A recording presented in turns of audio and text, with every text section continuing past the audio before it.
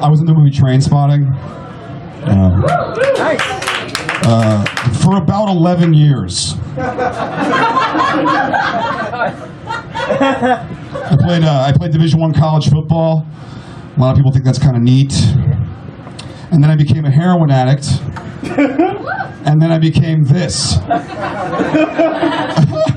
I'm not really sure what's more tragic in that chain of events, to be honest. It's kind of a bizarre trajectory for a life to have. It's like college glory, getting laid, varsity, Letterman's jackets, things are going well, death, hepatitis, abscesses, loneliness. Well, I guess you're not really hurting anybody.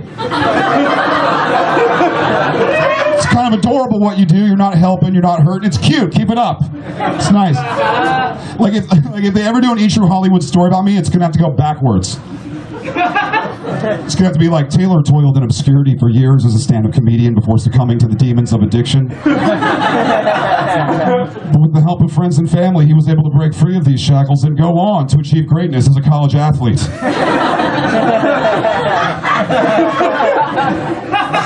He now resides in suburban Los Angeles.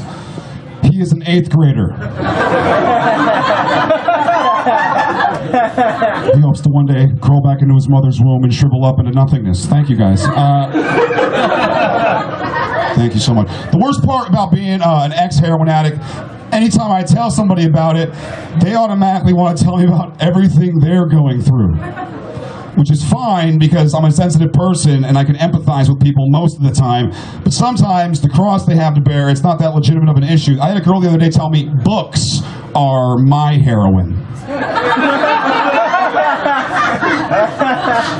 I was like, really? Well, in that case, how many dicks did you have to suck to pay for that copy? What is that? The Alchemist. That's I relate. That is a highly addictive book, and I once did 7 months in county jail for possession of John Grisham's The Pelican Brief.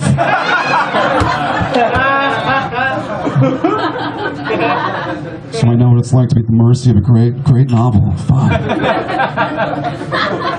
I went to rehab a few times. I never went to these expensive rehabs, like where they send Lindsay Lohan and feed her sashimi while she watches herself on television. I always went to the county-funded ghetto gangster rehabs, which is cool because you get to meet a lot of people that you normally wouldn't have come into contact with.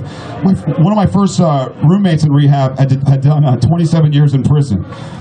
And I learned a lot from him, like when he would be sharing in group and stuff, you know. He'd always start out like, yeah, my name's Wicked and I'm an addict. First and foremost, I want to thank God for giving me the strength to go one more day without having to zip tie some cheek can who's running his mouth and trying to disrespect.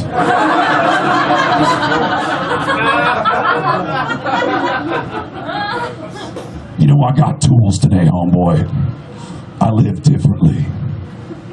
I don't gotta send my old lady in on visiting day to keister a clavo so I can bang one out and get well after I send a kite over to the homeboy propane on tier 4 to get a sawed-off push and pull for a couple soups.